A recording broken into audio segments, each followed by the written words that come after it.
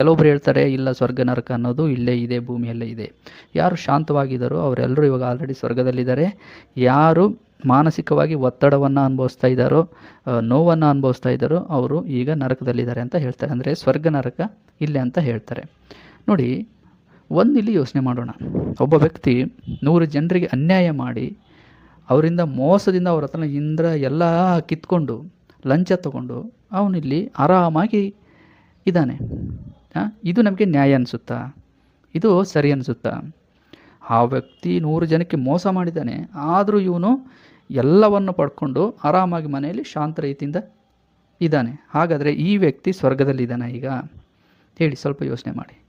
ಇನ್ನೊಬ್ಬ ವ್ಯಕ್ತಿ 100 ಜನರಿಗೆ ಒಳ್ಳೆಯದನ್ನು ಮಾಡಿದ್ದಾನೆ, ಒಳ್ಳೆಯದನ್ನು ಮಾಡಿದ್ದಾನೆ, ಆದರೂ ಕೂಡ ಇವನು ಕಷ್ಟದಲ್ಲೇ ಇದ್ದಾನೆ. ಅವ್ರಿಗೆ ಒಳ್ಳೆಯದಾಗಿದೆ, ಆದರೂ ಈ ವ್ಯಕ್ತಿ ಕಷ್ಟ ಅನುಭವಿಸ್ತಾ ಇದ್ದಾನೆ. ಹಾಗಾದರೆ ಈ ವ್ಯಕ್ತಿ ನರಕದಲ್ಲಿದ್ದಾನೆ. ಹಾಗಾದರೆ ಇದನ್ನು ನಮ್ಮ ಮನಸ್ಸು ಕೂಡ ಒಪ್ಪೋದಿಲ್ಲ.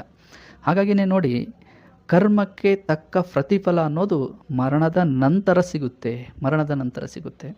ಹೇಗೆಂದರೆ ನೋಡಿ, ಇದನ್ನು ನಾವು ಹೇಗೆ ಅರ್ಥ ಮಾಡ್ಕೋಬೇಕು? ಇವಾಗ ಒಬ್ಬ ವ್ಯಕ್ತಿ 1000 ಜನಕ್ಕೆ ಮೋಸ ಮಾಡಿ ಅವರಿಂದ ಹಣ ಕಿತ್ಕೊಂಡು ಇವನು ಎಂಜಾಯ್ ಮಾಡಿದ ಅಂತ ಅಂದ್ಕೊಳ್ಳಿ.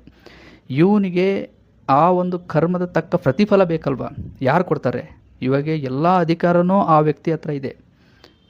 ಅವರಿಗೆ ಯಾರು ಏನು ಮಾಡೋಕ್ಕಾಗಲ್ಲ ಈಗ. ಹಾಗಾದರೆ ಆ ವ್ಯಕ್ತಿ ಆ ಒಂದು ಕರ್ಮಕ್ಕೆ ಶಿಕ್ಷೆಯನ್ನು ಯಾವ ರೀತಿ ಅನುಭವಿಸ್ಬೇಕು? ಅದನ್ನು ಯಾರು ಕೊಡಬೇಕು? ಮನುಷ್ಯರು ಕೊಡೋಕ್ಕಾಗಲಿಲ್ಲ ಅಂದರೆ ಭಗವಂತ ಖಂಡಿತ ಕೊಟ್ಟೇ ಕೊಡ್ತಾನೆ.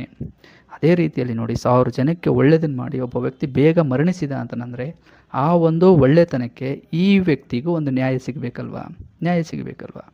ಹಾಗಾಗಿ ಸ್ನೇಹಿತರೆ, ಕರ್ಮಕ್ಕೆ ತಕ್ಕ ಪ್ರತಿಫಲ ಖಂಡಿತ ಇದೆ. ಸ್ವರ್ಗ ನರಕ ಅನ್ನೋ ಒಂದು ಕಾನ್ಸೆಪ್ಟ್ ಏನಿದೆ ಅಲ್ವಾ, ಇದೇನು ಸುಮ್ಮನೆ ಇಲ್ಲ, 100% ಇದೆ.